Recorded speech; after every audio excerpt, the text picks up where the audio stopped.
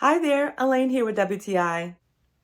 When Mike's hot honey infused with chilies came into our house, I was a little afraid. But I love honey, so it has the same consistency as honey, but as you can imagine with the chili, it gives you a very kind kick in the pants. And I loved it.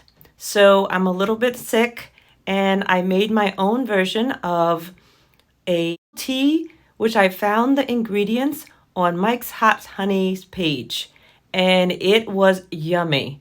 It has hot honey, it has lemon and bourbon, and you can also add cinnamon and ginger, but I didn't have that. I enjoyed the tea and hot honey and bourbon all together. It was wonderful, and I think you will too. So try Mike's Hot Honey in your next recipe. I love it, I highly recommend it, and that's my point of view.